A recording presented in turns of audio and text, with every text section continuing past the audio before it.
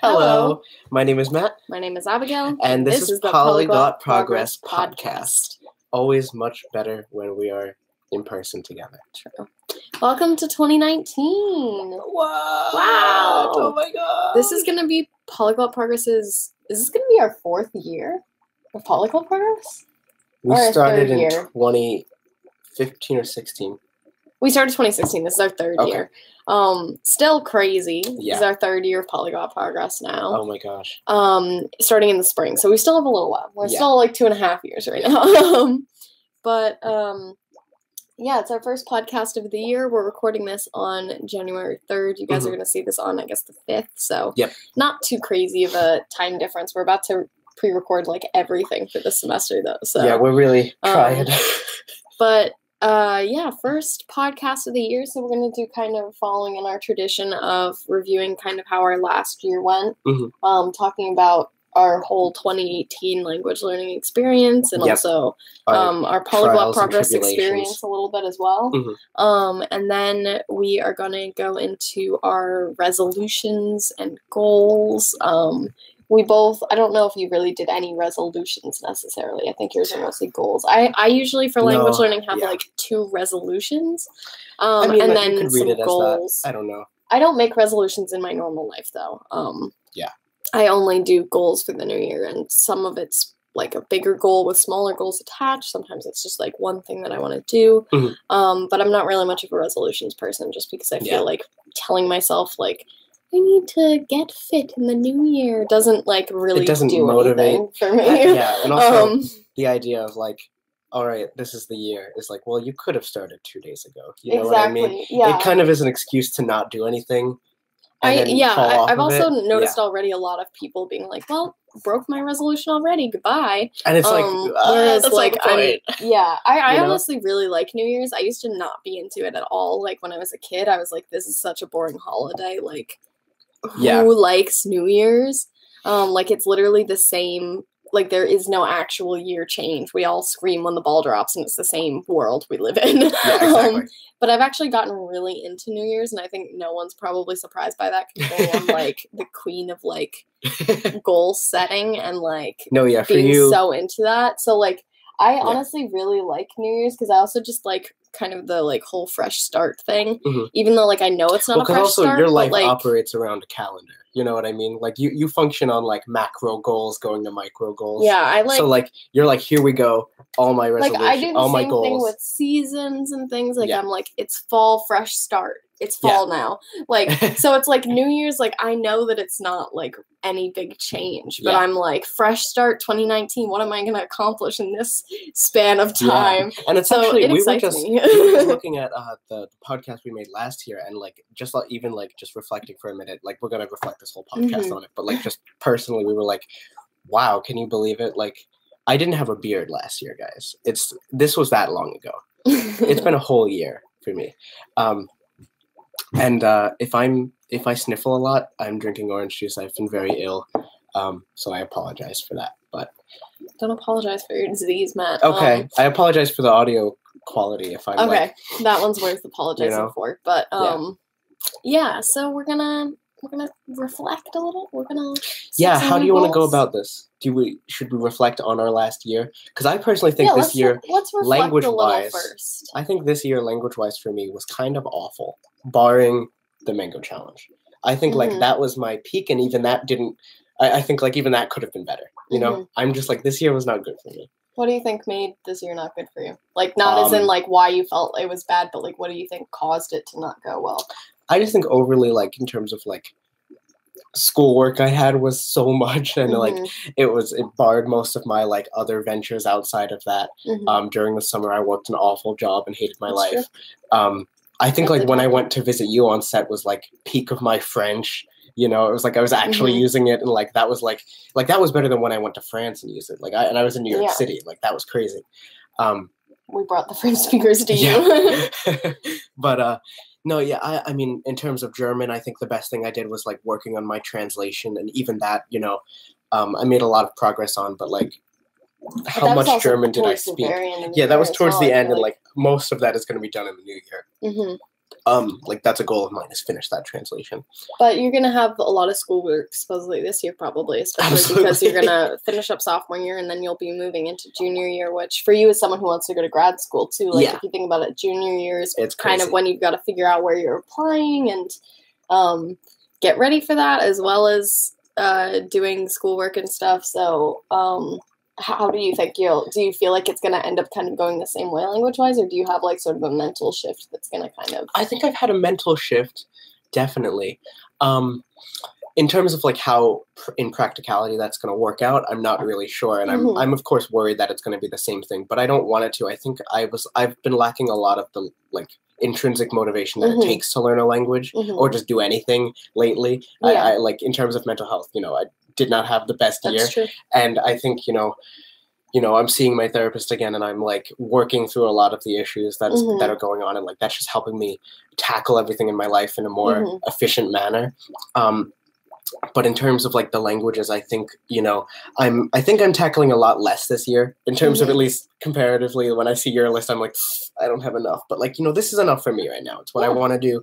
And you can always add to it and change it too. Absolutely, yeah. Like I think that's a big thing. I don't know if we really touched on that in last year's podcast. I'm sure we did, but in case you're new or you didn't watch that podcast because there's been a whole year for you to join us, or like whatever reason, like definitely like we set these goals, but like things can totally change. Like you'll hear a couple of my resolutions and goals from last year. I'm gonna be like, I didn't even start this one because it wasn't something I wanted to do. Or just for me, a lot of my goals were just like totally fell off the radar. Like my Norwegian, who is she? I don't know where she went.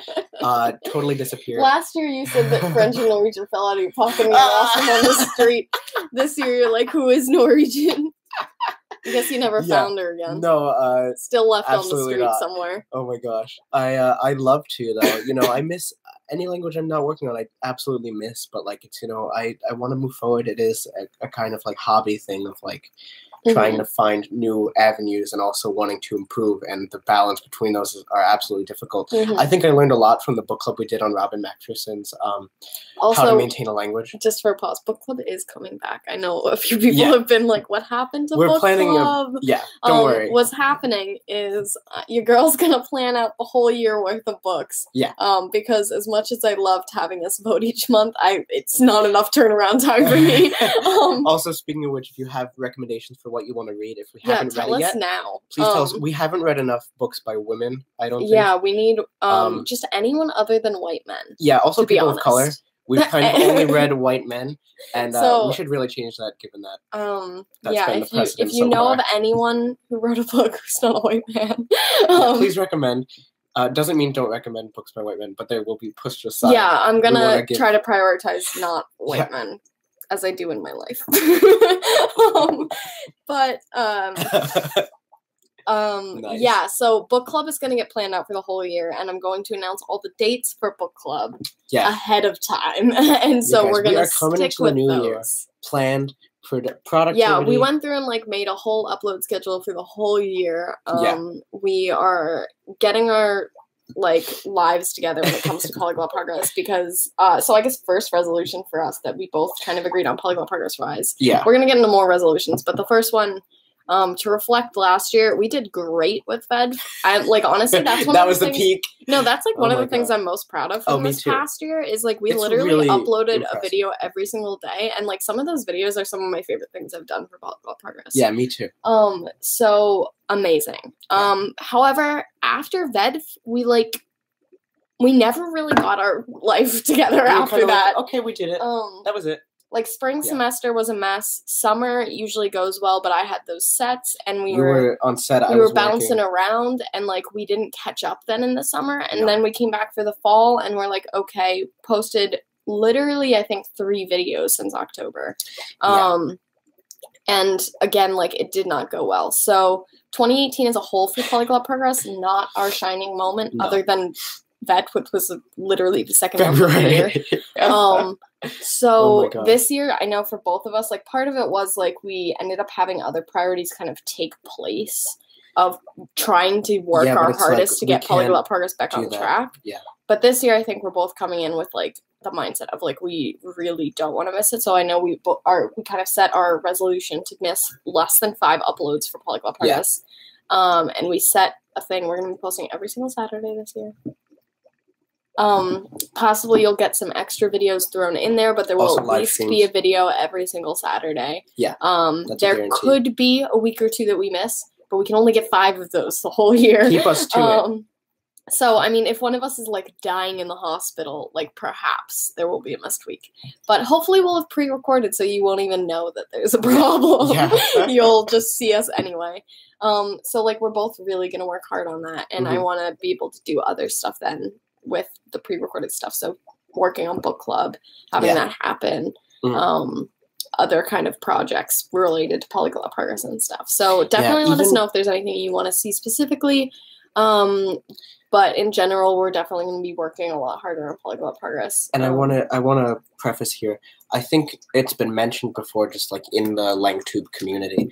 But like I think in any kind of content creating community you are a part of, one of the biggest balances that there is that you need to strike is a balance between doing the actual activity and enjoying it, and the creating content based on it. Yeah, and this is something I'm very concerned about because I've just not had motivation in the last year to even in my free time study a language. And so it actually helps me with like my ancient Greek series because I get to hit 2 birds with 1 stone and I enjoy it and I love it. And it's like, I don't condone hurting birds, but I think the metaphor that definitely affected our, like output last year was like, it was like we Matt weren't doing was it like for fun. not really doing languages at all. I had a fairly good year language wise, but I think I've had better. You hit your goal of doing a language every day.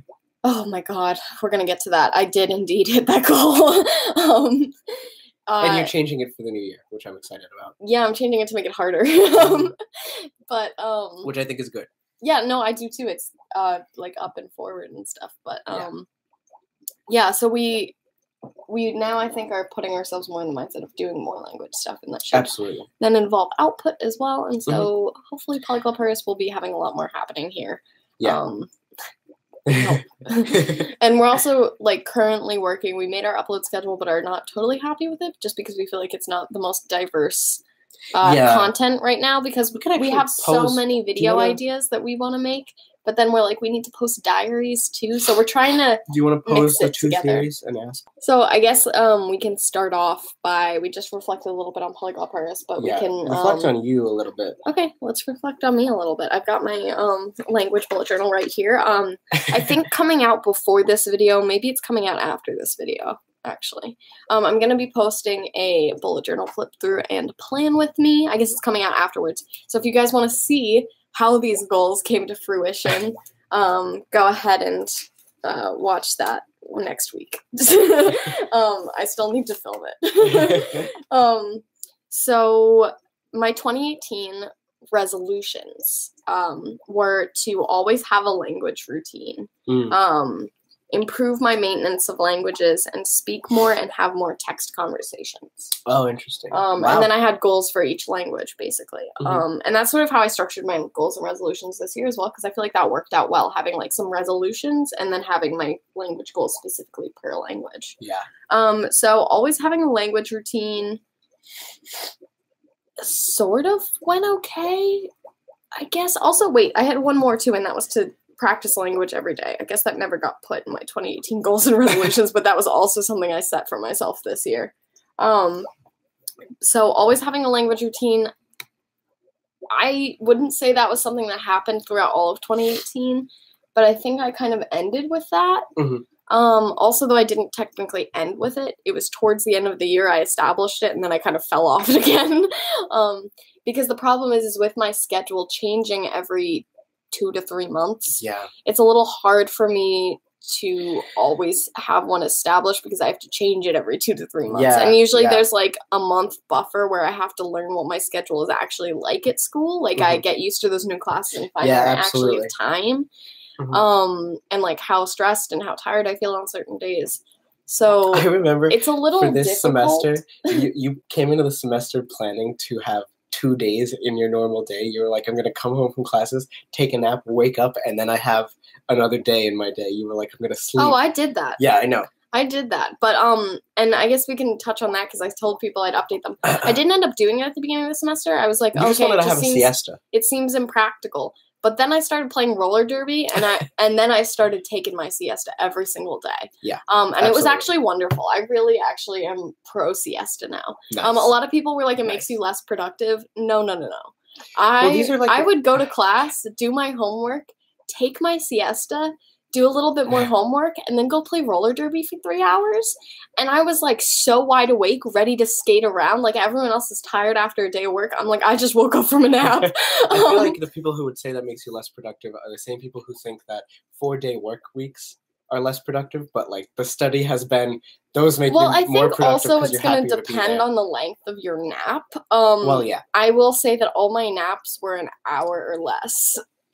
So if that affects anything. I actually can 20-minute power nap. It's one of the things I'm most proud of about myself.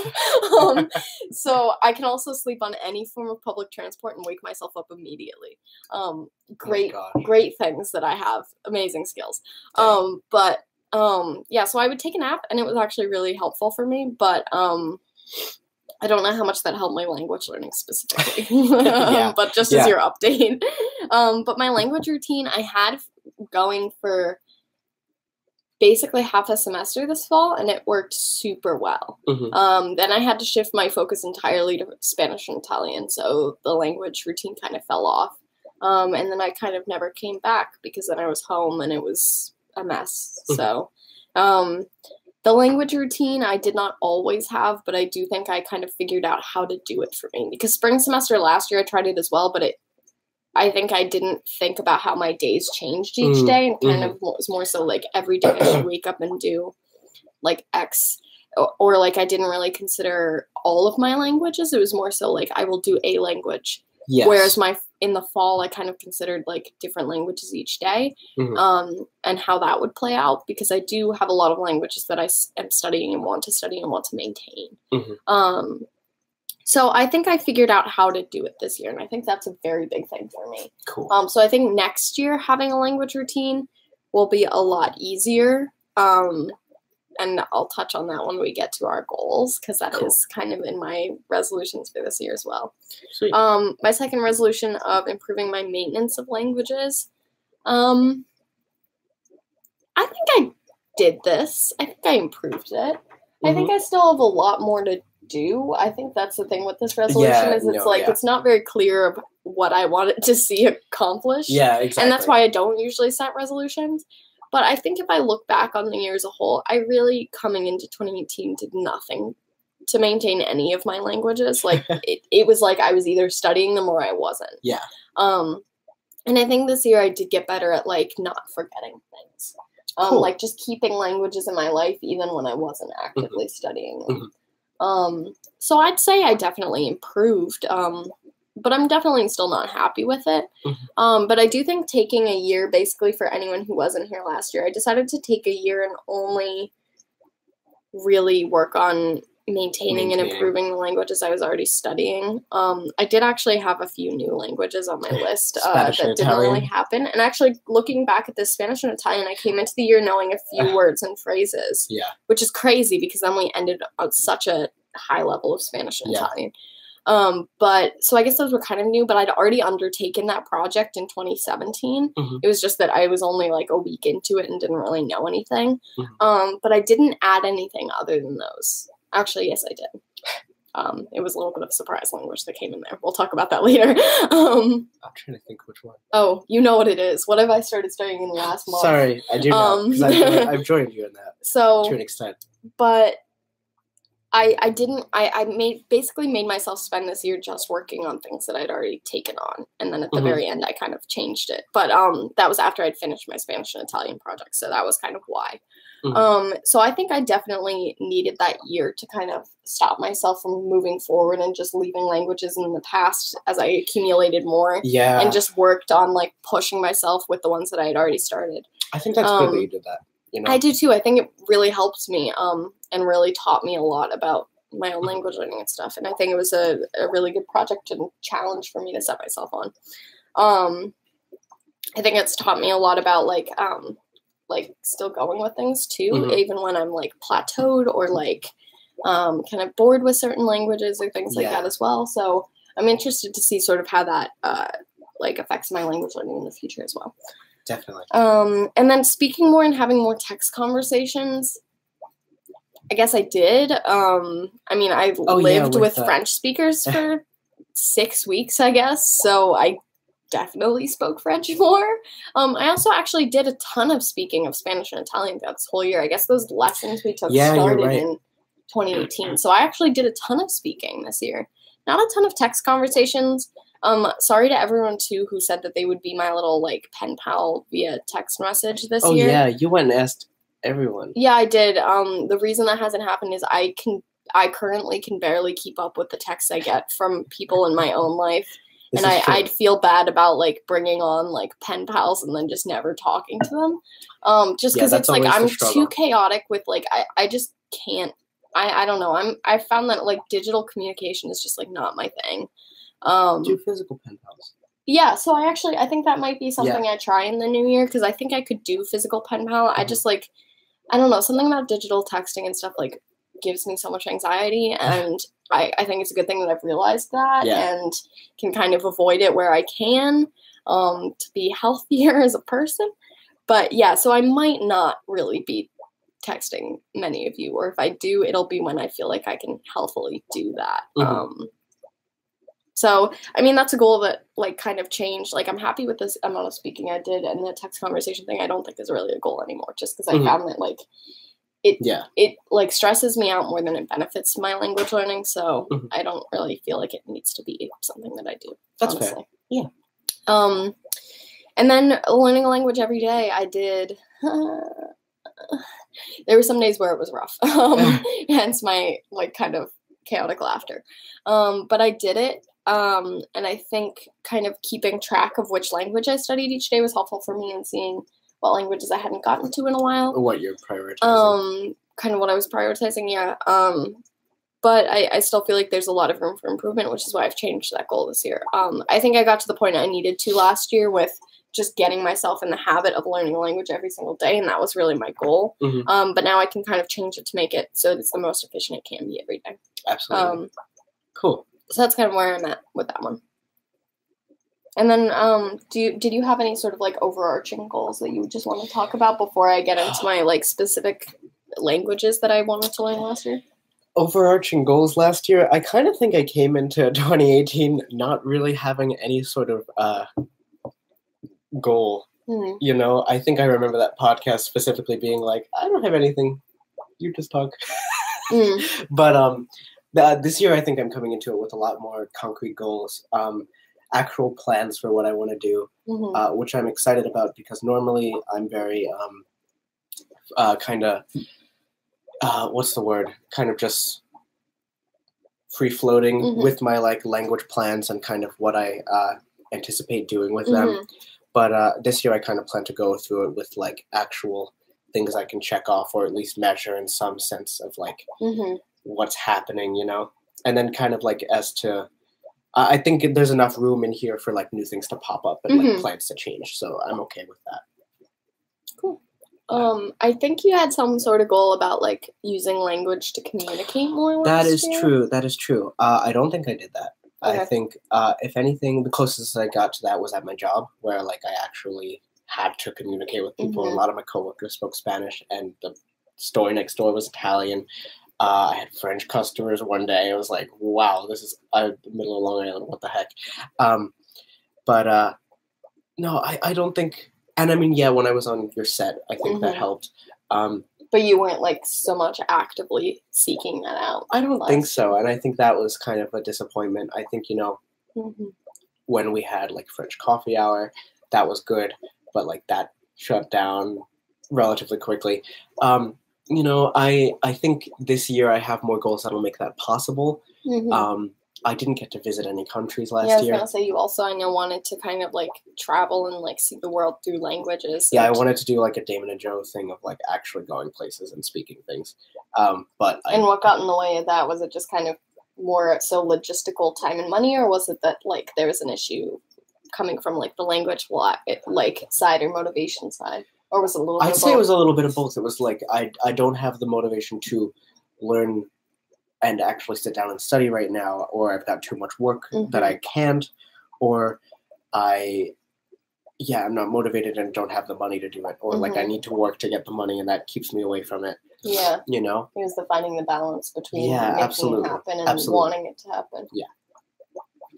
Yeah. So do you think that's going to be something you try to do this year? Or are you focusing more on the language learning itself? I want to do both. I want to focus on the language learning itself, and I want to fuel that to kind of inspire my travels places, and then hopefully it'll do the converse of like my travels places will inspire my future language learning. Because like, you know, I know even you said last year even just traveling around the US, is that still like a thing? Yeah, I definitely want to, but like in terms of language learning, I don't know how much I guess that's not really connected as much, but yeah. I guess it might just inspire you more if you're traveling and stuff too. Yeah, absolutely. Okay, so I guess moving on to specific languages I wanted to study last year.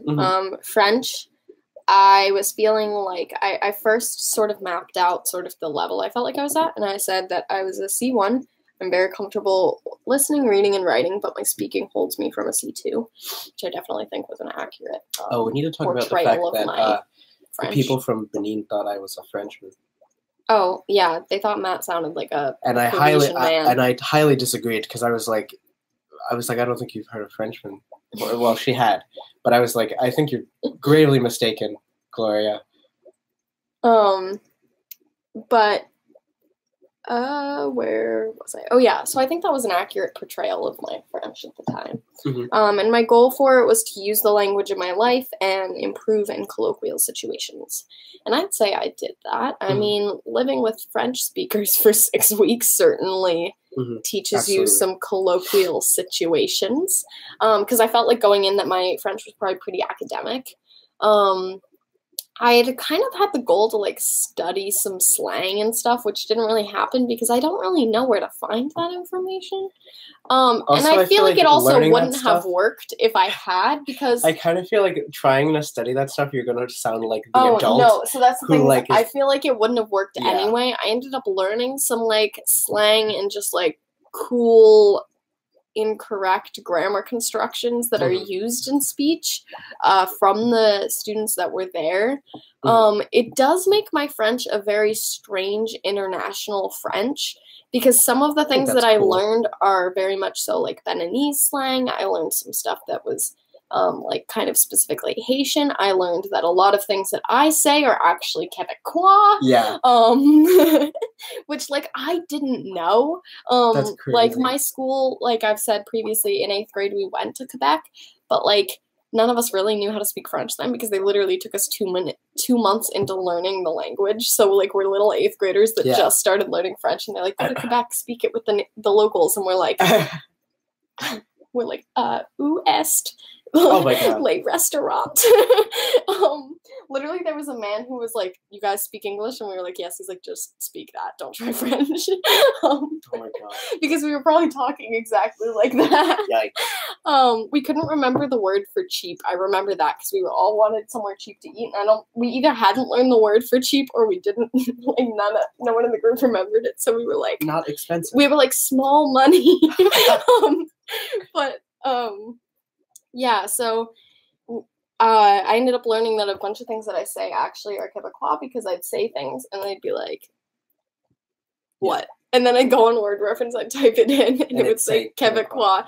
And I was like, oh, I'd like show it to them, and I'd show them the like French one. They're like, I've never heard this word. They're like, this one.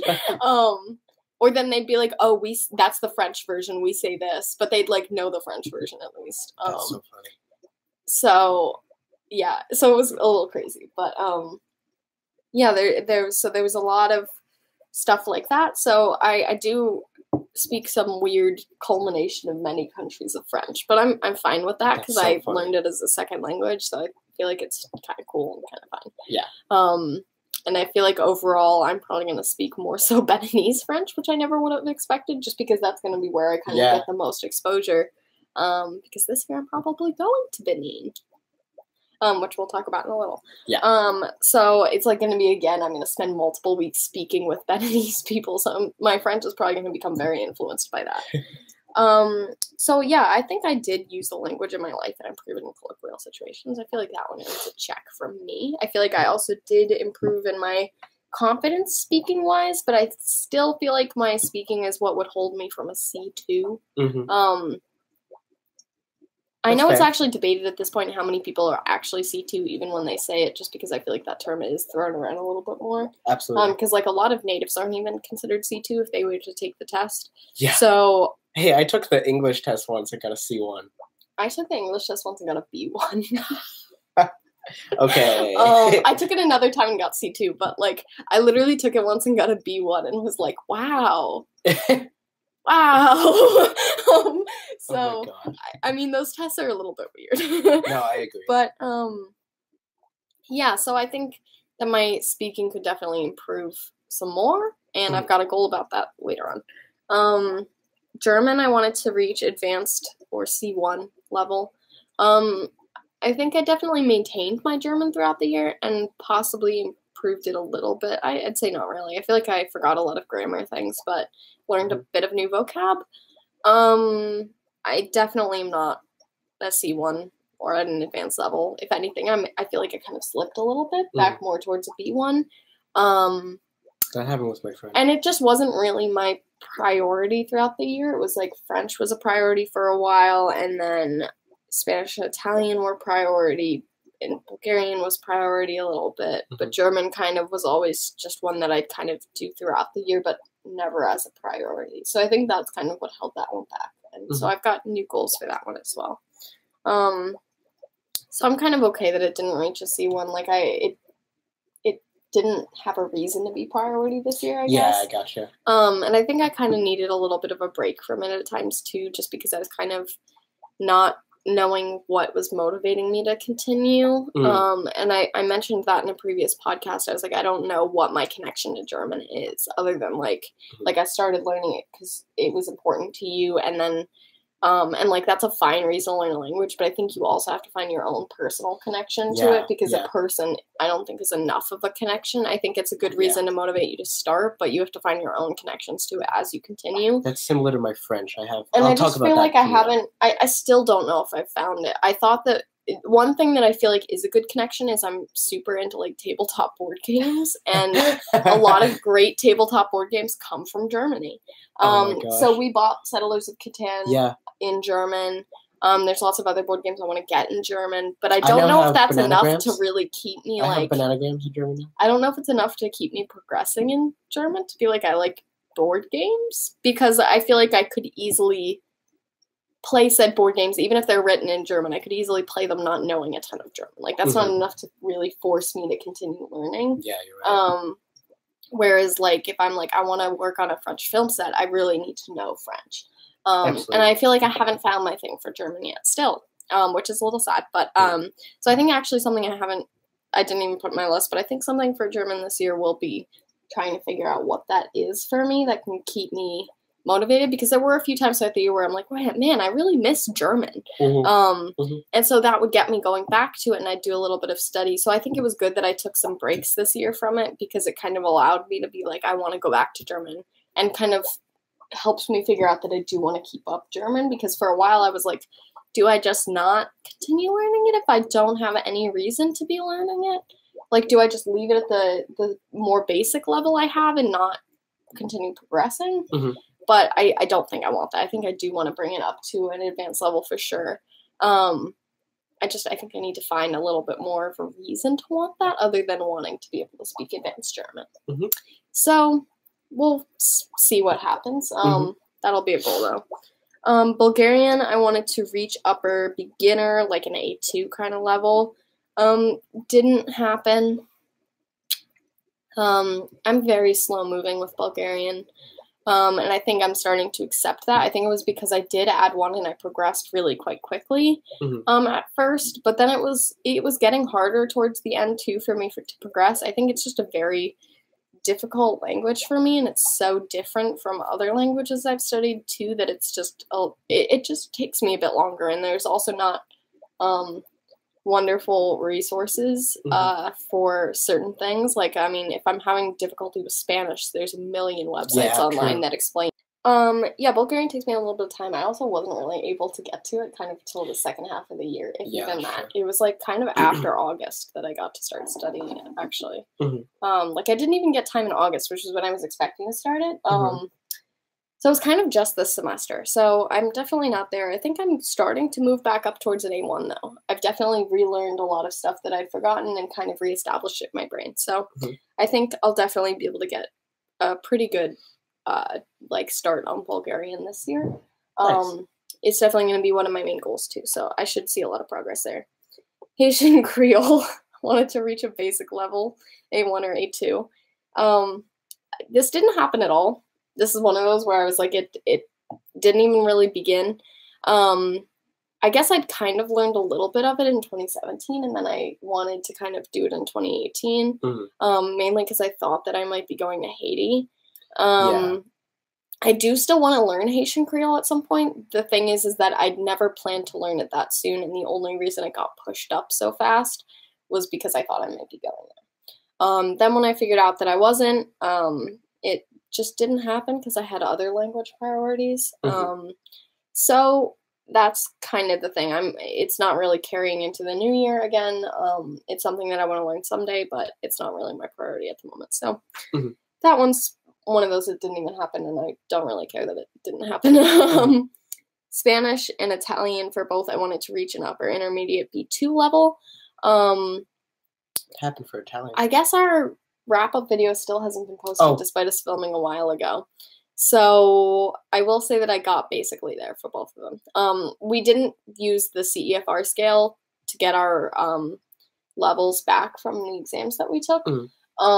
But roughly it's in that range. I'd say I got where I wanted to be for Italian. Spanish, I was a little bit lower than I wanted to be at, but I kind of knew that was going to happen. I also panicked during the exam, dude, that happened which to me. Definitely influenced that score a little bit. Yeah, I think a lot of my Spanish issue was related to my exam taking. I definitely kind of freaked out during that test. And I freaked out during both. I was surprisingly okay-ish. I was nervous during the Italian one, but I was okay. I think it was because I took Spanish the second one. It was I didn't have the figuring out. I sort of, I don't know. I think it was because the exam was so different from the Italian one. I thought I knew what I was going into, and then it wasn't. And so my body was so yeah. So I'd say those were pretty much accomplished. I also just looking back, it's insane that we didn't really know any Spanish or Italian going into 2018. I know, now, man. Basically at a upper intermediate kind of level. More so an intermediate level. Yeah. Solid intermediate. But that's fair. Still, that's way more than I think I could have even expect. I guess I did expect it since I put it on here, but it's still more than I would expect now. That seems like a lot to ask of myself. So I'm pretty proud of that one.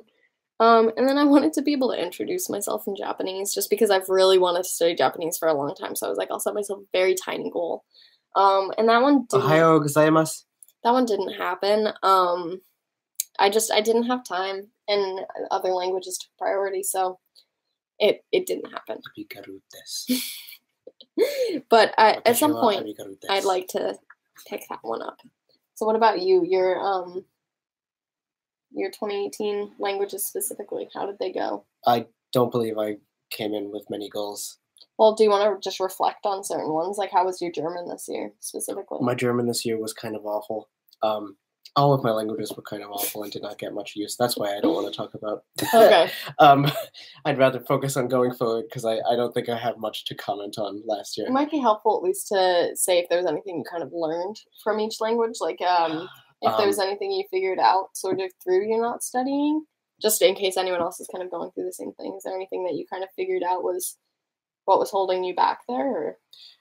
No, it was mainly just my lack of motivation and kind of mental health. So it was just kind of an overarching all languages thing.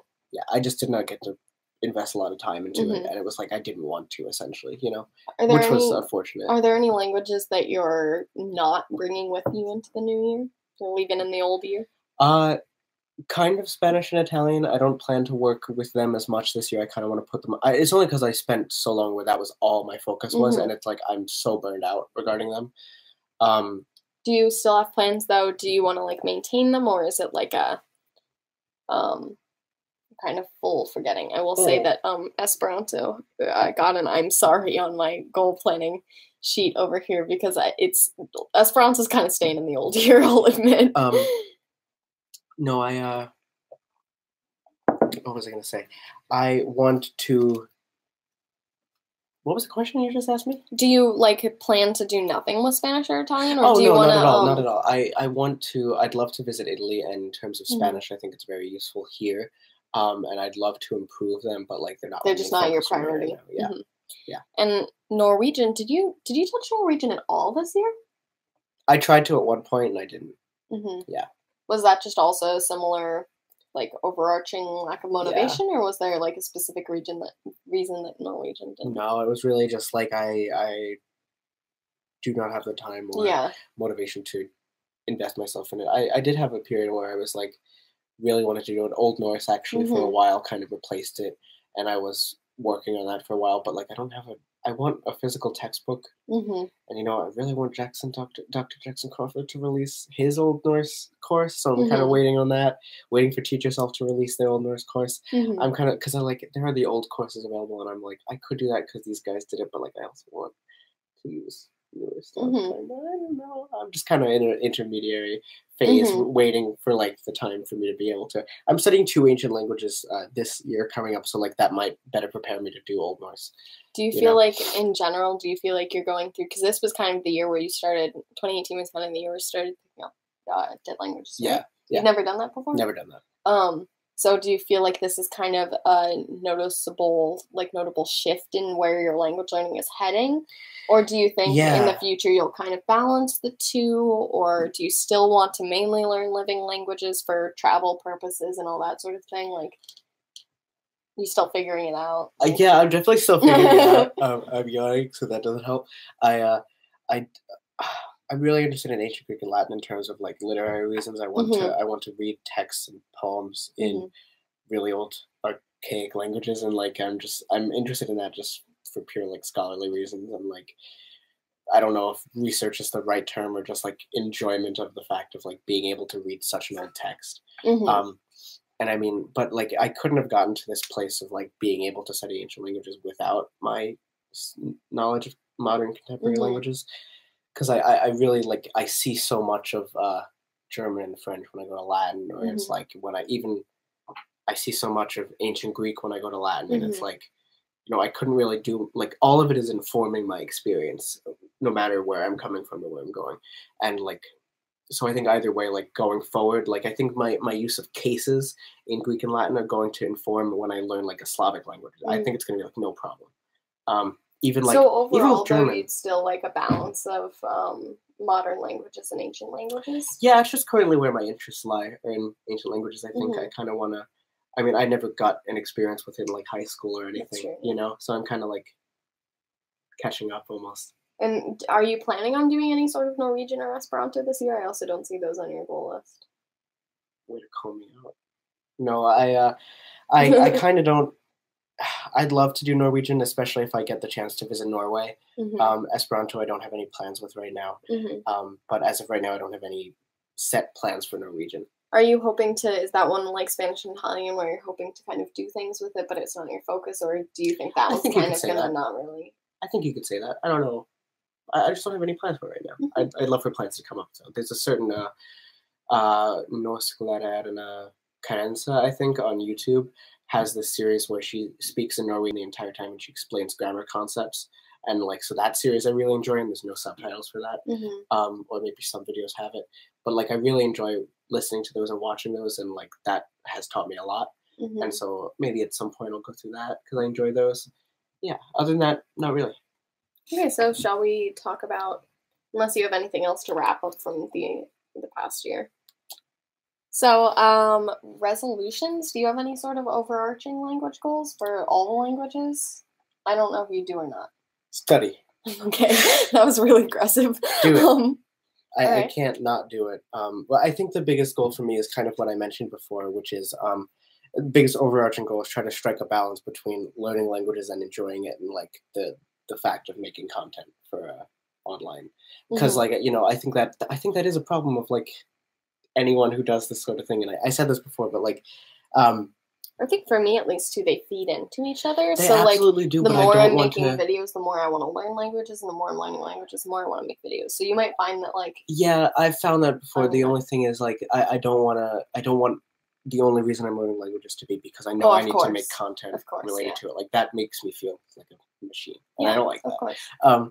But I mean, like I said before, the ancient Greek videos I really enjoy doing, and I might even do that with Latin a bit because I can like people see me learning it. They kind of see they can kind of learn it with me if they want, and I comment on it, so it is kind of a video and also a live stream of that. I made a joke that it's like a let's play but with a language, and I kind of think that's cool. And while I don't want it to be boring and kind of repetitive, I want to actually add something to it, and I think my commentary on what things are similar to other languages and what's different and like the difficulties of some things, but how I get around that is cool. You know, I don't know. I'm still trying to kind of rationalize and validate that model of video for myself, but I really enjoy it, and I think like, you know, I think it's good. I think it's a positive experience. Any other overarching goals, or just... No, I think that's really it. Other than like I really need to travel. I need to get out of this country, man. What about you? Overarching ones? Yeah. Yeah, I've got a few actually. 4 again, I guess, this year. The first one is that I'm altering my studying languages every day to be specifically, I want to do at least 10 to 15 minutes a day. That's good. A lot of last year was 10 to 15 minutes a day, but there were also times where I would have a super busy day, or I was really sick, or like whatever happened. And it would kind of be more so like 1 or 2 passes through a memorized course. So I just want to make sure that I'm doing like a bit each day. And I'm hoping that by setting myself 10 to 15 minutes, that'll probably push me to more so do longer periods. I'm also going to try to be doing my language learning earlier in the day because it sort of became a habit that I was doing it at night. Which was helpful in some senses, but I also feel like because I was tired, I wasn't going for as long as I probably could. So I definitely want to be kind of spending more time doing it earlier in the day and hopefully getting, I think really what I would love is at least a half hour a day. But I think that's a lot to ask of myself at first, so I'm going to say at least 10 to 15 minutes a day. My main goal, I'll probably try to add in like a minute a day till I'm up to 30 minutes a day, and then it'll be back to 10 to 15 if I'm super sick or super busy or something that keeps me from really getting that done. But I think on average days I'd like to be doing more like 30 minutes a day, just because I think I'll be able to accomplish a lot more, obviously, by doing it that way. That's cool. I like that. I'd also always like to be doing my language rotation. As I said, I kind of figured out how it works best for me this past year. So this year I want to make sure that I'm always sticking to it. I haven't made one yet for the new year, so I guess in a sense I've already like broken that one. But as I said, like I think that's a bad way to look at it. I think I just haven't really gotten started on it yet. I'll probably sit down and come up with my winter break rotation probably after this. And that's only going to last me till like the 20th or 21st because then I'm back at school. Oh my gosh. So then I'm going to have to come up with a new one. So I only really have like 2.5 weeks to do that language rotation. So I might not even do it for this month and just make sure that I'm studying every day. Might just like pick a language to focus on, like just do Bulgarian for the next 2.5 weeks or so. And then I also want to always be reading, watching, or doing something in a language. I've definitely improved my maintenance of things, but I don't feel like I use languages enough. Both because I'm still not super great at maintaining languages, and also just I feel like it's not great because I learn these languages and that opens so many opportunities to me, and then I don't use them. Like I feel like I could be someone who owns like all these board games in different languages and reads books in different languages and watches movies in different languages, and like I could be such a more well-rounded person, I feel like, because of this, because I have so many more opportunities so many books that I wouldn't be able to read if I only spoke English. So many movies I could watch and get more out of than if I only spoke English. Like just things that I could really experience and enjoy that I haven't like pushed myself to do that because it's easier to just read books that are accessible to me, which are books in English. I also don't read enough in general, so I mean that sets that one back a little bit. So I just want to be pushing myself to really be doing things in other languages. I think in general for my life, I want to be pushing myself to consume more like podcasts and movies and TV shows and books. Because that's something I don't do in general. I know a lot of people are like, I should watch less TV, but like as a filmmaker, it's like the opposite. I'm like, I need to be watching more stuff. And I want to be reading more stuff. And just, I want to be, as an artist, I want to be like accumulating more ideas. And I think languages present the perfect like combination of those two things of like, I can do these things in other languages and stuff. And I think it'll benefit me just so many ways in general to read more, watch more, listen more, etc. So I want to make sure that I'm always doing things in languages. So that's a goal. I want to be reading a book per language this year. That's last year I actually had like a lot of languages. I wanted to read 2 books. I don't think I ended up finishing a single book in a foreign language. Yikes. I also only read like 20 books, even though I wanted to read 50. So that was kind of why that didn't happen. So this year, I really want to read 50 books. I've set that goal for the past, like, 3 years, and I've never made it. I got to, like, 45, I think, one year, but that was, like, 2 years ago. So I really want to get to 50 books just in my own life, and so I think by reading 1 per language, that gets me to probably, like, how many languages do I even know? I think that'll get me, once I add in some languages, it'll get me to, like, 9 or 8 books or something like that. I guess that counts English. But so that'll already add on some books. And I'd like to read some nonfiction, I think, in other languages. Yes. Because I really want to push myself to read more nonfiction. And I feel like, again, languages provide a perfect way. Because I feel like that's translated less almost. Yeah.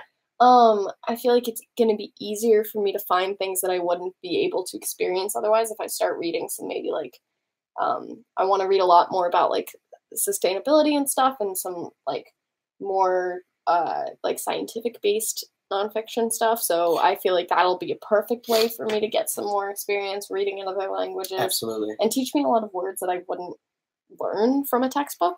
So those are things that I really want to do. Even just articles, reading more would be good. Yeah. There's a literary group I really like who's based in France, or like that's where they originated. And I read a translated collected works of theirs like last month, and I want to read some of their members' original poems or essays in French. And like that's one of my like stretch goals in French, but that's like what I really want to do because like I think it'd be interesting. I think it'd be fun.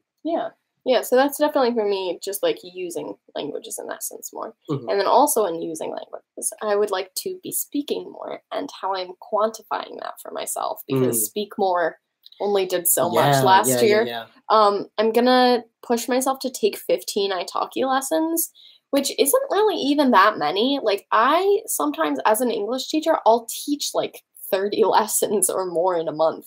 Like even that's kind of little because that's 1 a day. Like over the summer, I was teaching a ton. I think I taught like 60 lessons 1 month or something. Or like 50 or something like that. So it's like I could easily teach a lot. Absolutely. I think definitely taking lessons uses a little bit more brain power. Yeah, but you'll get because so it's much a lot out of more. It like definitely makes my head hurt a little bit more than teaching. Yeah. So I wouldn't want to push myself to take that many. Also, money. I'm making money when I teach. I'm losing money when I take lessons. But I really want. I have $40 in my italki wallet right now, just for taking lessons. Yeah. Plus, I think I have some in my wallet from teaching that I could easily just push over to my student wallet instead of putting in my bank account. Yeah. So already that's like at least 4 lessons. Some teachers do like $5 lessons. That could be 10 lessons. That could pay for almost my whole year. Yeah, it depends on the also just of the like languages. it's an investment that I think I want to make. But 15 lessons means like 1 a month plus then a few. So if I miss a few months, maybe I have to take more 1 month. Also over the summer, that could be like 2 lessons a month. I think I could definitely, if I do 1 a month and then more over the summer, I could probably get to like at least 20 lessons if I wanted. Definitely. No, that's part of me too, is I want to take a lot more italki lessons, or at least like, because even when I felt confident in my German, which I currently don't feel as confident as I used to, but I think I've probably like improved from where I was. I would have like weekly italki lessons with this one tutor, and like we just had conversations, and it was like paying to talk with a friend, which is funny. Yeah. But sometimes with a language, I think sometimes that's necessary. Like, I mean, like that's half of my like English lessons, honestly. Yeah. But I think like then as the student, like, so sometimes I'll feel funny as the teacher. I'm like, I'm getting paid to just like chat with you for an hour. Yeah. But like as a student, I know like sometimes you just don't have anyone who lives near you who speaks that language. Yeah. So like paying someone like, for an hour, like totally worth it. Even like introducing yourself online to people is sometimes difficult, you know? Yeah. Yeah, I absolutely agree. I wanna try to do a lot more of that. I really would like to take an ancient Greek or Latin lesson on italki, but I don't know. Those tutors are typically more expensive because like, you know, those people are like grad school people who like are classicist. Yeah, they're usually professional too. Yeah, so. And like, yeah, I don't know. I'm also worried about like a lot of the ancient Greek tutors are like from Greece, and I'm like, are you going to teach me ancient Greek with modern Greek pronunciation? And like, would I be aware of it if you were to do it and I wouldn't know? And like, I'm afraid of that. That'd probably just take a little bit more research. Same with Latin. Like, I want to learn reconstructed pronunciation for both, which isn't hard to do, but like, how many people have been taught it differently? Like, that's a very contemporary approach, I think. So that's what I'm concerned about there. But I definitely want to take a lot more italki lessons. Do you have like what would be a goal number for you, or like a goal frequency? Do you have one, or just like I feel like around what you said, it sounds sustainable. Sounds achievable too. You know, that's what I'd like. Yeah. Do you want to go into individual languages now? Yeah, I don't have any other overarching goals other than I put travels ? Yeah, those are kind of ingrained in my language. I too would really like to get more travel in this year. Like I said, I'm probably going to Africa, which is cool. I don't know if I'll be able to do any traveling outside of Benin though. Yeah. So that might affect a lot. Like if I'm allowed to, then I'll probably try to hit up some other African country, hit them up. Like, hey guys, it's me. But I'll probably try to go to some other African countries just because it's so difficult to get over. It's so expensive. Like to fly from New York to Africa, like anywhere on the continent is just so like it's distance wise, it's so much. You usually have to do a layover in Europe as well. So it's a lot of money and a lot of time and a lot of planning and things as well. So I don't know when the next time I would be able to go over would be feasibly. I guess it wouldn't be for a while, not until I have a pretty sustainable job, I'd guess. Yeah.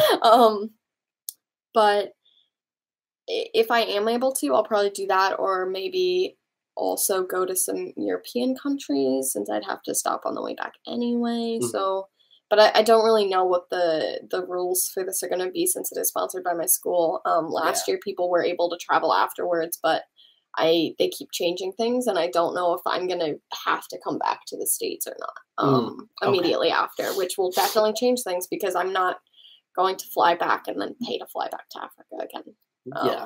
Or possibly even pay to fly to Europe. That still might be too expensive. And I also really want to do some more traveling around the U.S. this year. I started to do a little bit of it last year, and also kind of this year I flew to Tampa for 46 hours, which was a fun time. Or I guess it was even less than that. It was like 22 hours or something. It was like a very small amount. But so I definitely like to go more places. Like I'd never been to Tennessee at all. That's the farthest inland I'd ever been in the U.S. too, which is weird. Yeah, I've not been. And like to Nashville, amazing. I like love Tennessee. It's like one of the most beautiful places I think I've ever been. And I wasn't expecting to like it that much. Like I was expecting to enjoy camp and stuff, but like the Spencer area where I was for camp, literally probably the most beautiful place I've ever been. And Nashville, great city. I want to go back and like spend a few days there before because I'm hoping to go to camp again this year. So I want to spend like a few days there and like possibly bring you with me and get to like explore the city a little bit more because it's great. I enjoyed it there a lot, and I'm sure there's other cities like that around the U.S. too that I've never even thought of visiting. No, yeah, I like agree. I might actually really enjoy. Like I've never even been to like Chicago or like anything like that. So I definitely want to do more traveling around the U.S. and that doesn't really necessarily help language-wise, but I was telling Matt one thing I want to try for Polyglot Progress is maybe seeking out language stuff in each of those cities. Yeah, I think that'd be awesome.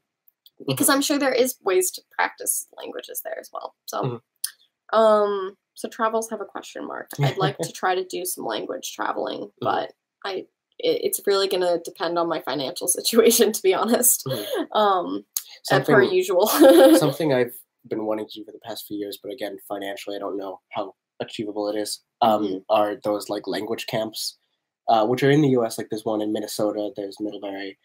Yeah, I'd also love to do something like that, or in another country too, like any of those sort of things. And I've got one kind of written down that I really want to do this year. I have that written down financially, as well. The class itself seems perfectly doable. It's the getting over there part because it is not in the US and just kind of all of that. And I just really don't know what my financial situation will be like this year. Hopefully okay. I just also like I graduate next year, so I have to start thinking about saving enough money to have an apartment when I graduate and all that sort of thing. So there's definitely a little bit more of a like, even if I have the finances this year, is it a smart idea to do it? Yeah, that's a good point. So because it does look like just kind of the way I've set stuff up this year, I really do want to kind of like build up my finances and prepare myself for the real world. Yeah. But then it's going to be like, do I spend any of that money traveling or do I just keep it? So we'll see what happens. It's really going to depend. I'm going to have to decide and it'll be whatever works out best for me, I guess. Cool. So languages. Okay. French.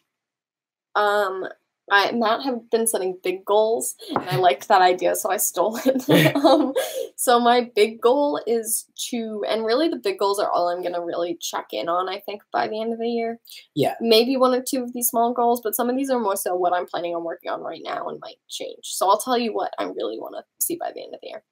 Big goal for French is to get C2 confident is what I've written.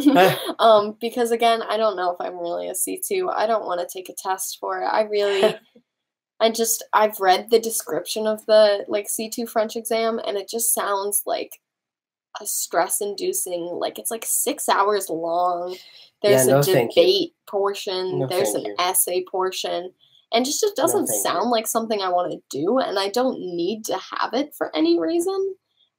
Maybe if someday in the future I'm like moving to France and have to have that certification, then I'll do it. That's fair. But however, if I don't need to have it, it doesn't sound like something I'd get much out of other than having a stamp that says what score I have.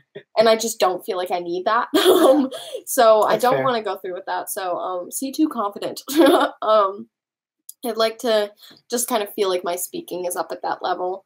And my other thing is to use this language because I can.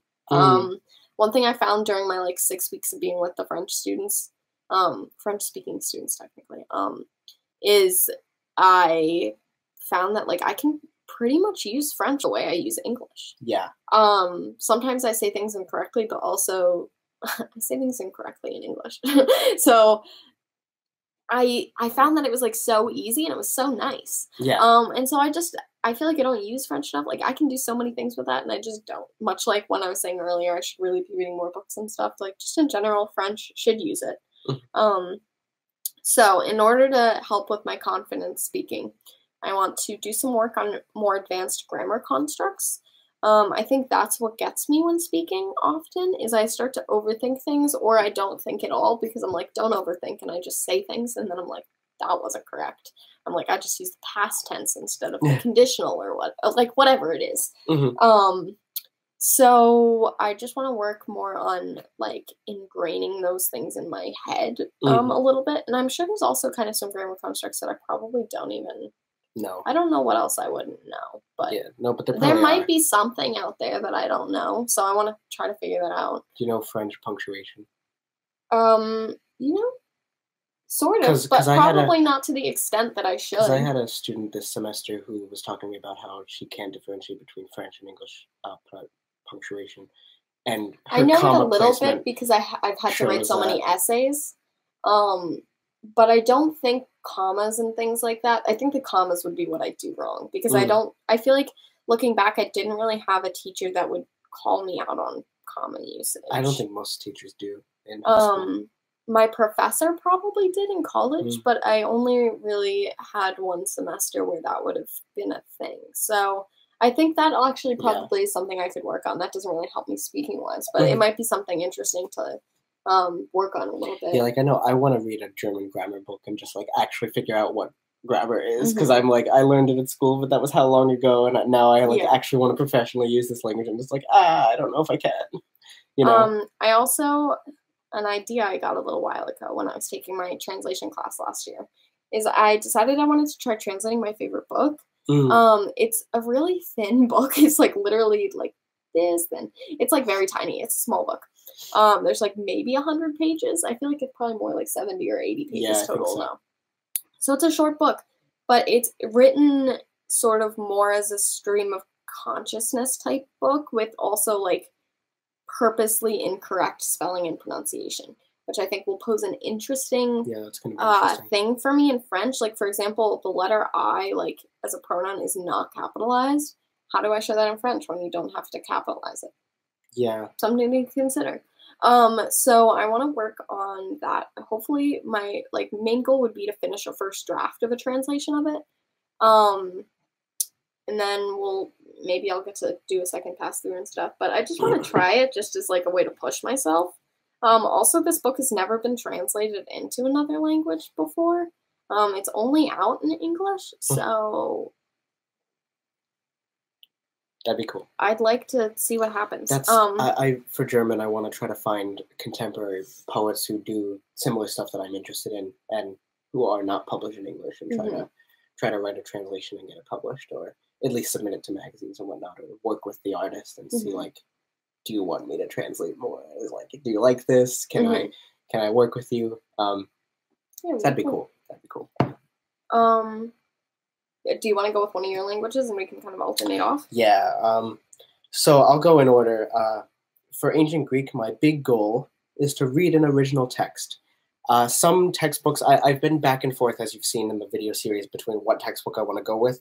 I'm deciding that I want to finish a textbook, which is Athanasi, and I want to vlog the whole process of that. That textbook is much more conducive to video making with it. It also seems like there has been a recently revised version, which I want to get my hands on, because the original 2 had spelling errors or grammatical errors, which isn't very comforting, but also it's one of the more recommended for beginners, and I'm most definitely a beginner. It's fun for me to go through. It's like easier than the Teach Yourself, but I'd want to do Athanasi, then go to the Teach Yourself, because I think I'll be able to apply a lot of the same concepts. The Teach Yourself kind of seems to want you to come to it with the knowledge of it already, and it's already kind of introducing you into a literary kind of milieu with it. And I'm not ready for that yet. I'm still very much like, give me basic sentences and show me what's up. And I'd like to attend an event or go to like a sleepaway place where like go to some event or camp where it's focusing on ancient Greek / Latin. Not that one place, but I won't mention that. But like there were some places in the UK I was looking at. I didn't see any in the US, or maybe in Boston I saw one. But I'm not surprised by that. Yeah, I know, but I'm interested in looking at those, so I'm going to look around, see if I can find one. You could probably see if any like universities hold summer classes. Yeah, honestly. They might not give you housing. I guess that would depend on the university, but you could always see if the apartments in the area would be something helpful. You could do for like a month or something, depending on where it is, obviously. Absolutely. But I'm sure like some of the schools that offer ancient Greek or ancient languages, whatever, would be as a major, like they might have summer classes at least. Yeah. That's something I want to look into. And are you going in order of like your priorities this year, or like what's the order of the list? These are kind of priorities. Because mine's just in the order of. Also, I don't know what this order is. They're just chaotic, actually, on mine. Yeah. No, it doesn't really matter. Okay. I was just wondering. Yeah. Okay. You gotta be louder, dude. This doesn't peak. I'm sorry. German, my big goal, C1. We're going back again. But I guess my other big goal, like I said, is to figure out why. Yeah. What I'll your even write connection that is? down for myself. What your connection to it is? Yeah, I want to figure that out, and then I want to get it to an advanced level as well. But I think it's going to be hard for me to get it to the advanced level until I have figured that out, and then I feel like it'll probably be pretty easy. Because I do have a pretty good foundation with my German. I just really need to get back into it and really focus on improving it. But I think I need some sort of motivator, because even as I was sitting down trying to figure out this goal, I remember looking at you and being like, what do I want to do with German this year? Like, I don't even know, because I don't know why I'm learning it. So it's like not like, well my quest is to learn so I can read this or like what's your goal for Bulgarian? Like, that always seems similar to your German for me. Oh, really? That's interesting. Well, at least in terms of like, what is your connection to it? Because I also don't know. That's true. I kind of feel like it was a random thing that you kind of just fell in love with, and that's like me for Norwegian and me for most of my languages. It's kind of like, I don't know, I just feel an affinity with it. Though is that like I have that affinity with Bulgarian, whereas because I started learning German because of a connection with you. Well, that's like my French. It's like I have less of said affinity for German, and so it's more so I need kind of something to push me in it, I guess. But yeah, that's kind of like for French. It's like I was connected to French because it was your language, essentially, like German was mine. And but like I've kind of found this group of writers that I want to now you've found write about or like read about. Yeah, I need to figure that out with German. I do know there is a lot of science stuff that happens in Germany. I know a lot of it's more so engineering, unfortunately. Well, but they have an incredible. They do have a lot of sustainable stuff, so I'm wondering if like scientific articles is going to be my connection to Germany. Yeah, I think you'd find a lot of environmental writing in German. Yeah, so that might end up being how I kind of connect to that. One thing that very interesting. We're going to get to this in a minute. This kind of gives away a language, but phone is on this list, and surprisingly, of all things, I was looking for like phrase books or just like any form of resource, and I'd assume that they would be in French. Written in French, French or Portuguese, or maybe Portuguese, but even then I guessed it would be French specifically because it's Benin and Togo as well speak French, but no, I found a German to Fongbei book, and it seems great, so I may end up buying that. I don't know if why that exists. No, I have no idea. But who knows? Maybe there will be a connection to find within that sphere. I really still don't understand why it exists, but that's so crazy. So, but if anyone has recommendations for books on Fongbei or Fong, if you know of any, if you know any books or resources, because we're having difficulty finding any. Like I've been recommending to Abigail, like, buy an actual grammar of it and then just distill from it whatever you need for basics. There's also no italki tutors who teach it, nor are there any italki tutors from Togo or Benin where it is spoken. So little out of luck there. But so I guess, should I just go to that next since we were talking about it? My other goal for German, I guess, is I need to finish Enjoy German. I'm one chapter away. I thought I was going to leave that book in the old year. That'll take a day. Turns out I couldn't. I probably could have finished it like New Year's Eve, like furiously gone through that chapter. But that book is staying in this year. By staying in this year, I mean I'm going to finish it and then sell it on my eBay account.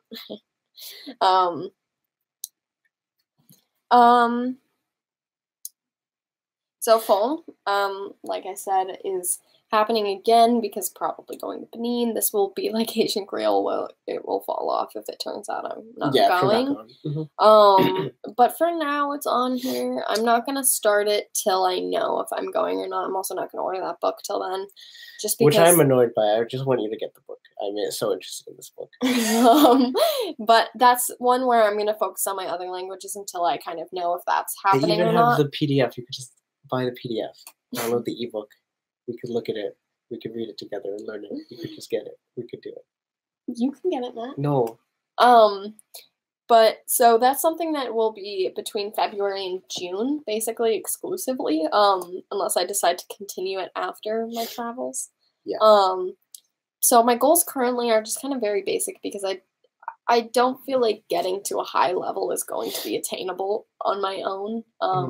Because resources are so scarce, and even that book we found in German is like more of a phrase book. Yeah, I know. So I want to learn like 40 or more useful phrases. I feel like that's a good number of things, just like things like, where is X? Can you take me to X? How much does this cost? Bartering things. Yeah, bartering's big. You should learn how to barter.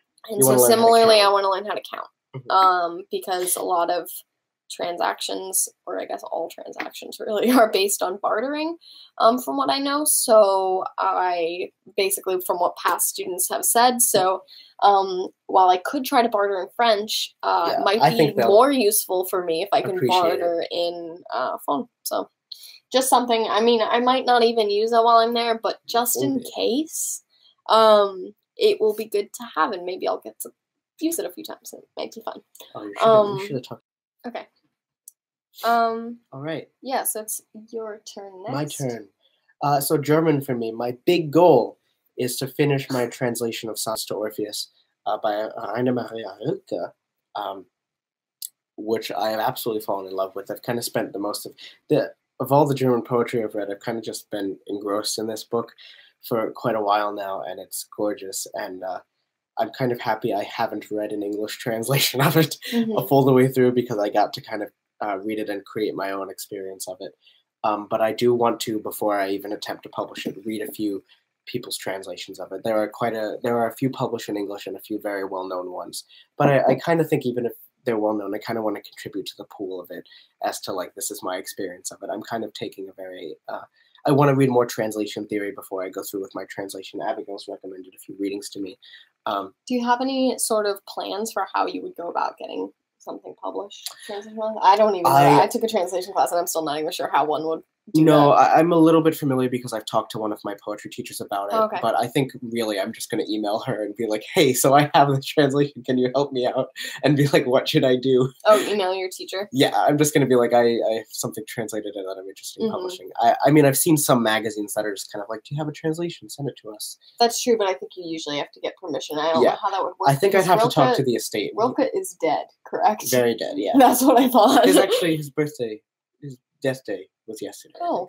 R.I.P. Yeah, we miss him. He's great. But so yeah, that'll be interesting. So that's it. I also want to. I want to try to publish that, or at least finish it. That's like the biggest goal.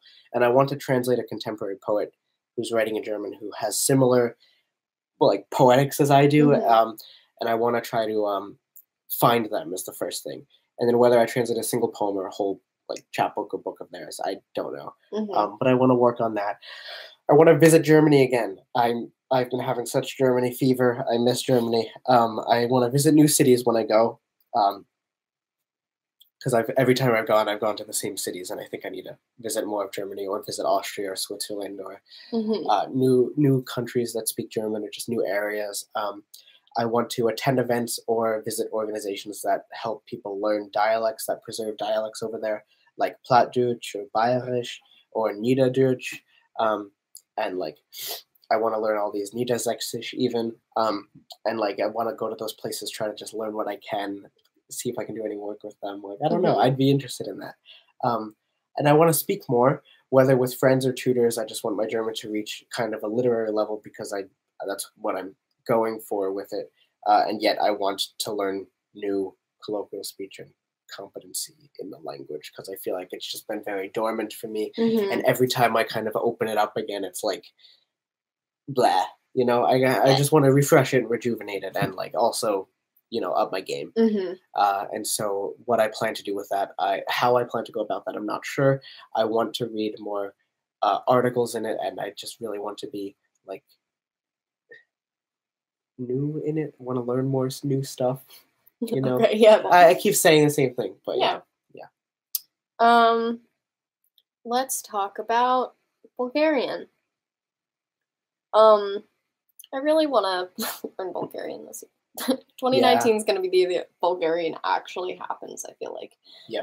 Because it's been said like every single year, and I just don't get to put the time into it that I want it to have, and it kind of always ends up waiting till summer, and then I get like a few weeks with it at the end of the summer, and then it's gone. Yeah. So this year I'm starting like January. It's happening throughout the year. This is something I want to be studying throughout the whole year. Basically, all my languages are whole year projects, other than Phone and possibly 2 others that I will talk about. So Bulgarian whole year. I said A2 again, but then I was like, no, B1. We're gonna get through this. We're gonna do this. I really want to be able to speak a lot of Bulgarian. I think we should go to Bulgaria. I would love to. I really want to go. I think if I manage to make it over to Europe, that'll be like top of my list, because it'll give me so much, I think, motivation to keep working through it, because Bulgarian is so difficult for me. Yeah. And it'll give me a chance to just speak with people. And I'm excited about it. Abigail, do you remember there was someone in my store who wore a shirt that said "My girlfriend is Bulgarian" or something? And so I don't know if you told me about Did I not? No. There was someone in my store who wore a shirt. No, I texted you very excited. I know. Okay. So I wore a shirt like "I'm with my Bulgarian girlfriend" or something, and then I like waved to the guy and I said something incorrect in Bulgarian. I said like "Zdrave" or something, correct. but I said like "Strasti" or something. That's I said, also correct. what the heck? I said something wrong and they corrected me. But then I was like, "Are you Bulgarian? My girlfriend's only Bulgarian," and he was like, "No, but my girlfriend is Bulgarian." And I was like, "Oh my god!" Read the shirt. And it was very exciting. But continue. Oh, okay. So yeah, B1. I'd like to get there. I'm thinking I'd like to complete colloquial Bulgarian. What I've been doing is I've been going back through it and making intensive notes on grammar and things. And I've also been doing a memorized course that's all the vocabulary from it. And I think at this point I'm close to being caught up, but this memorized course has honestly saved me. I now know all of the vocab that I've learned for the first time, I think, ever of a pass through. I'm like finally remembering things. Hit us with some vocab, dude. Not right now. I'm sorry. But pizzeria. Pizzeria. That was one I got last night, and I was like, wow, I wonder what that means. Yeah, so I'd like to complete that, and I'd also like to complete intensive Bulgarian. I haven't touched this book in like 2 years, basically, now. Because I wanted to get through colloquial first, but I'd like to finish, I guess technically it's intensive 1. Touch it. No, you touched it. Oh, I guess I've touched it. I've reorganized my books. I don't know what all these notes are, but I made them previously, so I'll get to find out. But there's technically 2 of these. There might be a 3rd one as well, so I'd like to finish 1. Can I just show them? Yeah. It's thick. She's thick. Yeah. And tall. And it's the prince not. That's kind of forgiving. But there's actually a lot of cool notes in here about, like, culture stuff, like cultural commentary. Each chapter you get a whole thing that gives you different things. And so you learn a lot. There's also obviously like huge things. You get a huge glossary list every chapter. That's cool. Lots of readings, exercises, etc. So I'd really like to finish this one, and then maybe if I'm doing great this year, I'd like to move on to number 2. I think at least by the very end of the year, like next year when we film this video, I'd like to own and be holding and be like, I'm working through number 2 now. That'd be awesome. I don't know what level this is supposed to bring me to, but intensive. Overall, I'd like to, I don't know, it doesn't seem to say, but I'd like to get to a point where, I'm at like kind of a beginner intermediate level. I'd like to be having conversations at that level and reading at that level, etc. Obviously also taking a lot of italki lessons in Bulgarian, because that's kind of where I felt like I did the best previously, because courses aren't necessarily superb that I've found when it comes to explaining things. Also, of course, italki lessons, because that was kind of where I did the best, because people were able to explain it a bit better. Unfortunately, a lot of the tutors I really liked stopped teaching. So, but it does seem like there's actually a lot more Bulgarian tutors on italki than when I was originally taking lessons for Ad 1. So hopefully I'll find some new people who I really like. Cool. So that's where Bulgarian's at. I guess I have more languages than you, so should I do another one? No, I'll go. Well, you have to keep that one till after I talk about it. Well, yeah, I was planning on it. For French, my big goal is to read some essays/poems from the Oulipo who I haven't talked about the Oulipo on here, but it's a French acronym which comes from Livre de Littérature Potentielle, which is the workshop of potential literature, or the sewing circle of potential literature. Ouvroir also translates as sewing circle, and that was intentional, which I like. The sewing circle. What even is a sewing circle? Is that just you sit in a circle and you sew? Is that like a book club but with sewing? No, you sew something in a circle. Oh. People in a circle sewing something. And I want to read some poems or essays from the Oulipo in their original language. I recently read a whole compendium of essays and poems from the Oulipo in English, which were translated for the first time by David Levenbecker and Ian Monk, and that was awesome. That was absolutely wonderful. And I really want to read some of that in French, if I can. I want to read L'Étranger by Camus, which I am worried about because that's a full novel. But I've heard it's easy. It's super long, also. Yeah, and I've also heard it's easier. I, too, would like to get to that because I didn't have to read that one in high school. I know a lot of people have to read that for high school French. I did not. Yeah. We read The Little Prince and Around the World in 80 Days. Nice. So, yeah, didn't read that, but I would like to. I feel like that's a book I should have read. We can also read that together, do one of those things. Yeah, that'd be fun. Cool. I want to improve my listening competency.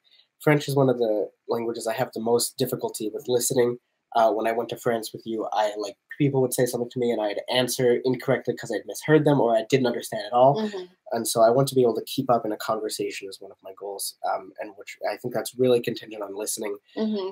And that will hopefully feed into my speaking ability. That'll also be a good one for italki lessons. Yeah, absolutely. I was just about to say that. Do some more italki lessons focusing on difficult listening comprehension. But even podcasts for this would be good. Yeah. Or songs, but mainly podcasts, like actual speaking. Yeah. So yeah, that's my French. I guess I'll reveal do her. Spanish and Italian in one go. Reveal her.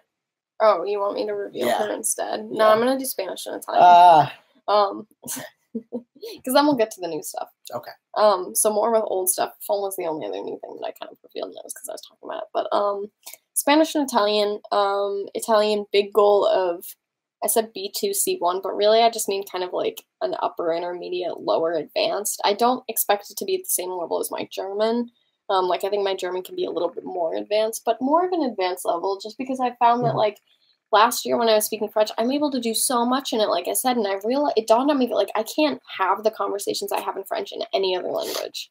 At the level, at the frequency, or at the speed, I guess, because French, you can ask me some deep philosophical question and I can think about it and give you an answer and speak at a pace that I would in English. Okay, I answered that one question. Remember that Gloria asked me? No, I don't. It was what is your spirituality? And I was like, Oh yeah.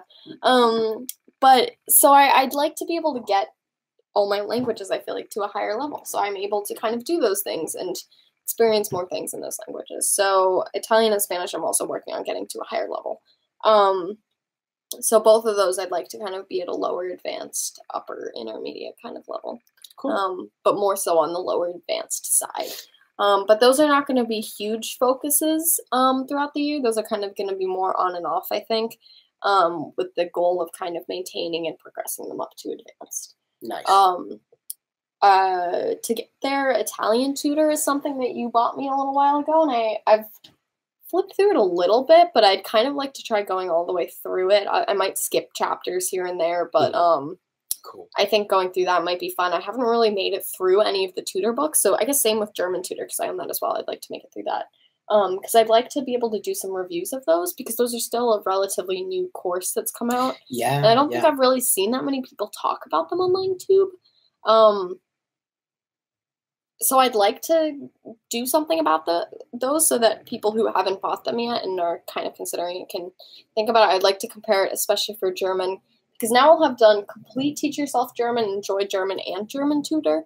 So I'd like to kind of do a cross comparison of all of those. Absolutely should, yeah. But yeah, Italian tutor I'd like to work through. And then for Spanish, I still own colloquial Spanish, and I feel like by now, I did enough through the Mango that I'm probably kind of past the level in that book. But I want to flip. I want to pass through it once, and I can kind of move quickly through certain chapters. But just see if there's any kind of stray vocab words that I don't know, or constructions, grammar things that I maybe didn't learn that I want to pick up, and then I can get rid of that textbook, pass it on to someone who would actually benefit from it a little bit more than me, because it's been sitting on my shelf, but I don't really use it because I kind of got that level of like beginner to intermediate through a different course than that book. So yeah, that's another thing, because last year one of my big goals was obviously to kind of clear out my language bookshelf a bit. And I did that, but I think there's still a lot of stuff that I have that, even if it served me well, I think it could serve someone else a little bit better at this point, because I'm no longer, like, needing it to rely on as much. So, yeah, I'm going to try to get through that one and pass it on to someone who might want to learn Spanish as well. And also maybe looking into getting an advanced textbook, Enjoy Spanish, perhaps. Which I'm iffy on. We all know I really did not like Enjoy German. Yeah, I was going to say, why would you do that? But I want to see if it's just that book. I'd kind of like to do Enjoy Spanish and be able to see if it was Enjoy German specifically, or if it's the Enjoy series as a whole that I'm not super into. I also know Colloquial does, what are they called? Just like level 2 books or something? Yeah, they do. I haven't tried those, so perhaps the level 2 Spanish one. Do you own that one, or do you just own German? No. Okay. Or maybe some other advanced textbook. I mean, Spanish is not going to be one it's going to be hard to find books for. Yeah, exactly. So I'll probably find some sort of advanced research for Spanish to keep me going there.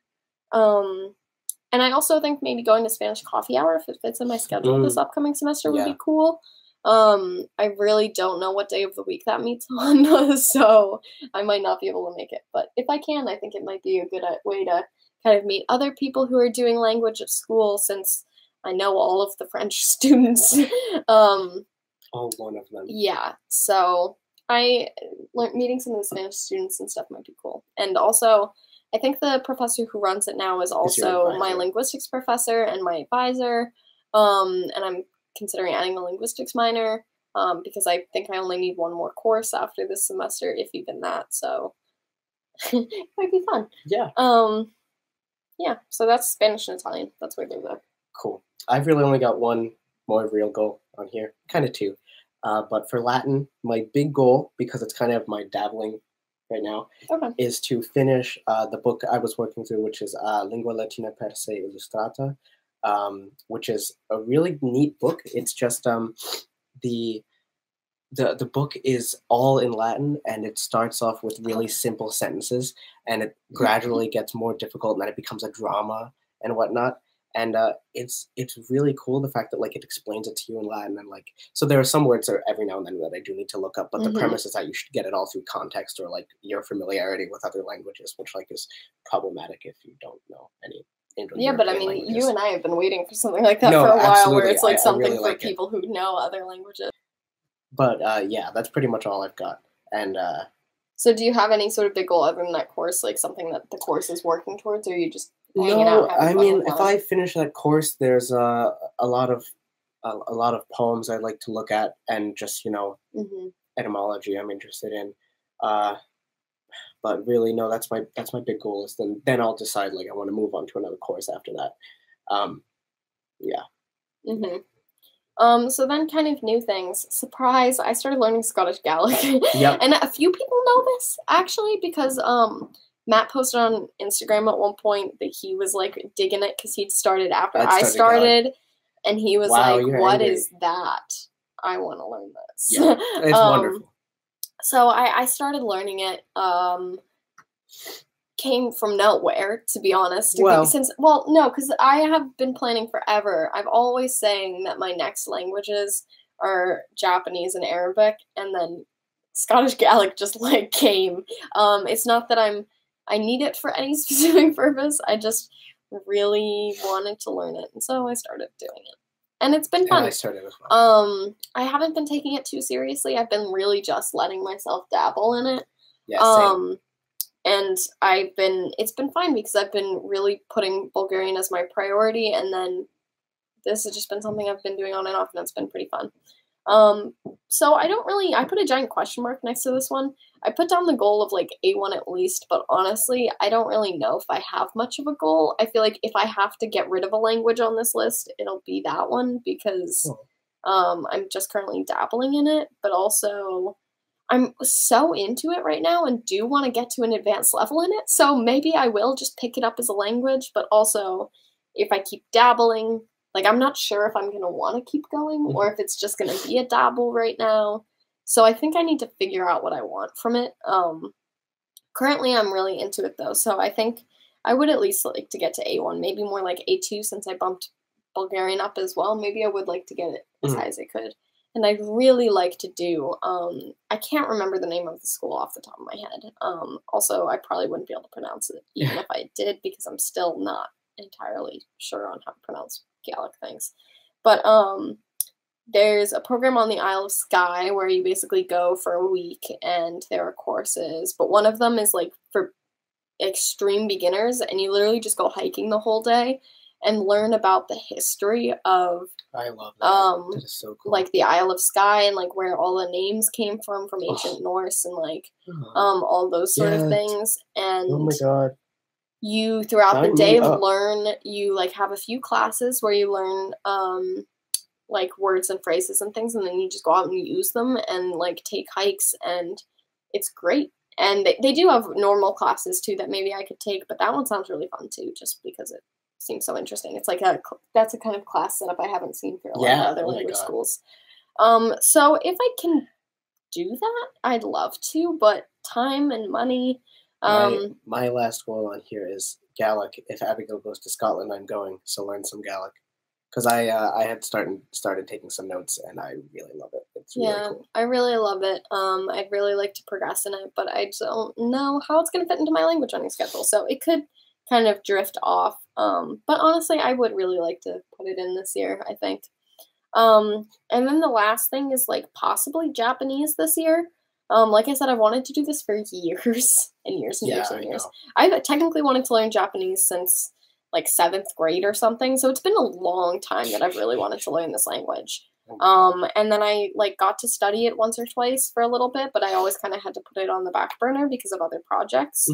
But this year, the Polyglot conference is going to be in, whenever I start to say polyglot and then the second word, my brain just fills in progress. But the Polyglot conference is going to be in Japan. And we both kind of already know that we're not going to go. So sorry, anyone who wanted to meet us. I know we've tried the past 2 years, but then they announced Japan. And although that's top of my travel list and Japanese is top of my language list, I know that's not going to be financially feasible for me. Like, I just We might be able to make it to the, well, I don't know about you, but I might be able to make it to the Polyglot gathering.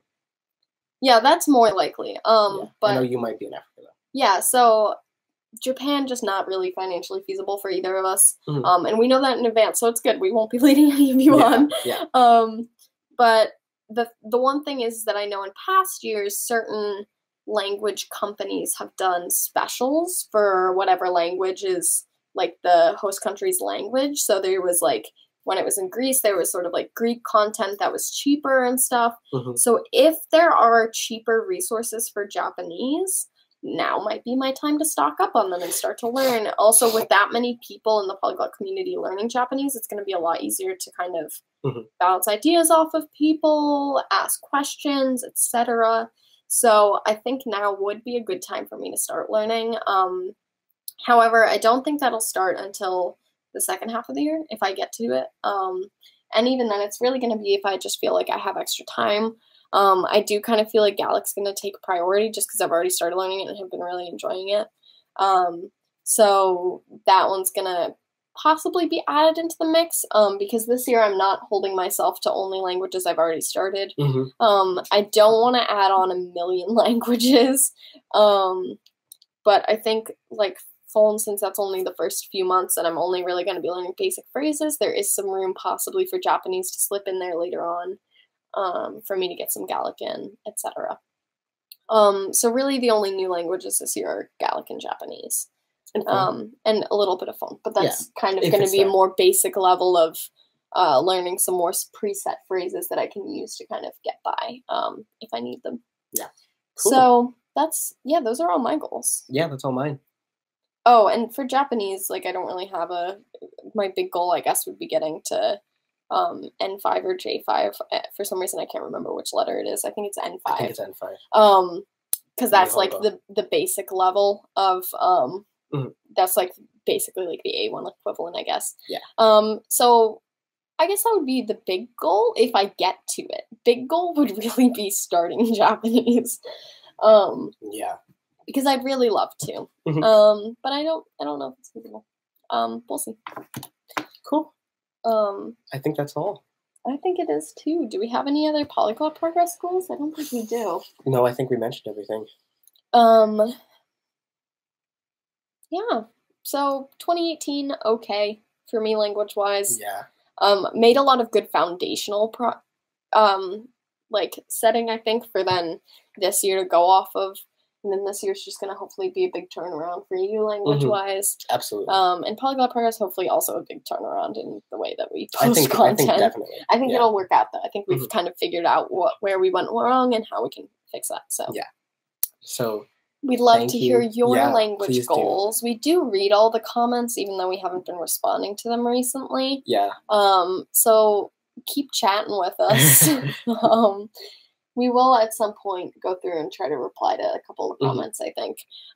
That's a little bit harder for us to get to do. But hopefully this year with pre-recorded comments. It used to be feasible to reply to every comment. Hopefully with pre-recorded videos, we'll have a little bit of time to kind of go back and just like talk to you guys in the comments a little bit.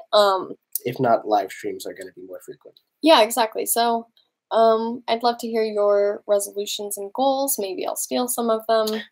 Maybe I won't, because I already have quite a few. But yeah, please do. Yeah, let us know what languages you guys are learning. And we will see you next Saturday with, I think, my bullet journal flip through and plan with me. So that'll be fun. We've also got a lot of cool podcasts coming up in the future, so get ready for those. Yeah, it's very exciting what we've got coming. We've also got, I'm going to start the year with some self-promo. We've got all of our social media links that we're also going to try to update a little bit more down in the description. Including Patreon exclusive content, because we've been bad at that, but that is coming. We have. We appreciate all of you who give us money. Yes, please. To help us make, because it really does help us make videos a lot, even if we're not posting exclusive content. But hopefully there will be more of that in the new year too. So we'll see you soon. Thank you. And remember, practice makes progress. Bye. Happy New Year.